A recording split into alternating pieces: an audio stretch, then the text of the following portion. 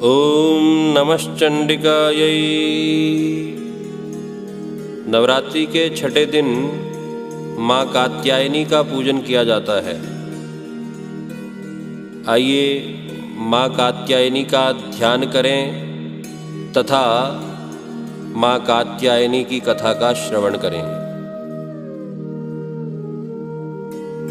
ओम चंद्रहारोज्ज्वलकरा शार्दूलवरवाहना कात्यायनी शुभं दद्यात् देवी दानवघातिनी।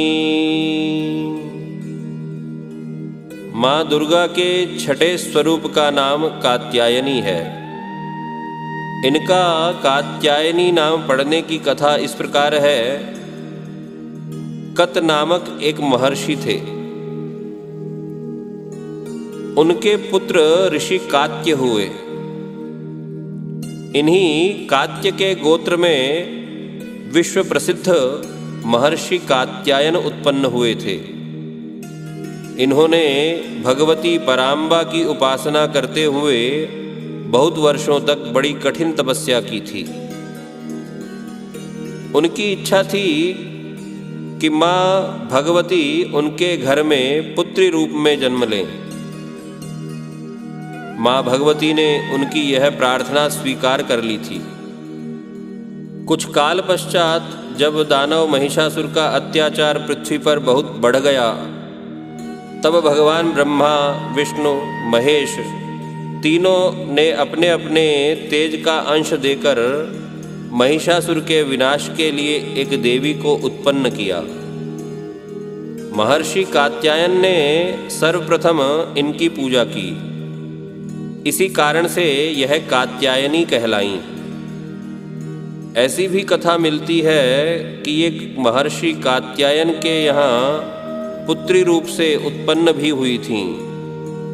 आश्विन कृष्ण चतुर्दशी को जन्म लेकर शुक्ल सप्तमी, अष्टमी तथा नवमी तक 3 दिन इन्होंने कात्यायन ऋषि की पूजा ग्रहण कर दशमी को महिषासुर का वध किया था।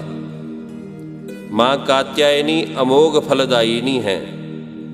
भगवान कृष्ण को पति रूप में पाने के लिए व्रज की गोपियों ने इन्हीं की पूजा कालिंदी यमुना के तट पर की थी। ये व्रजमंडल की अधिष्ठात्री देवी के रूप में प्रतिष्ठित हैं। इनका स्वरूप अत्यंत ही भव्य और दिव्य है। इनका वर्ण स्वर्ण के समान चमकीला और भास्वर है। इनकी 4 भुजाएं हैं। माता जी का दाहिनी तरफ का ऊपर वाला हाथ अभय मुद्रा में है तथा नीचे वाला वर मुद्रा में है।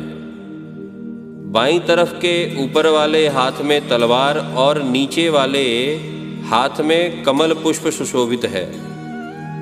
इनका वाहन सिंह है। दुर्गा पूजा के छठे दिन इनके स्वरूप की उपासना की जाती है।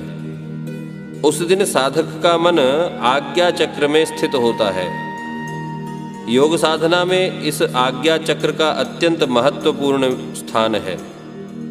इस चक्र में स्थित मन वाला साधक माँ कात्यायनी के चरणों में अपना सर्वस्व निवेदित कर देता है। परिपूर्ण आत्मदान करने वाले ऐसे भक्त को सहज भाव से माँ कात्यायनी के दर्शन प्राप्त हो जाते हैं। माँ कात्यायनी की भक्ति और उपासना द्वारा मनुष्य को बड़ी सरलता से धर्म, अर्थ, काम, मोक्ष चारों फलों की प्राप्ति हो जाती है। वह इस लोक में स्थित रहकर भी अलौकिक तेज और प्रभाव से युक्त हो जाता है। उसके रोग, शोक, संताप, भय आदि सर्वथा विनष्ट हो जाते हैं। जन्म जन्मांतर के पापों को विनष्ट करने के लिए माँ की उपासना से अधिक सुगम और सरल मार्ग दूसरा नहीं है। इनका उपासक निरंतर इनके सान्निध्य में रहकर परम पद का अधिकारी बन जाता है। अतः हमें सर्वतोभावेन माँ के शरणागत होकर उनकी पूजा उपासना के लिए सदैव तत्पर होना चाहिए। बोलिए कात्यायनी मात की जय।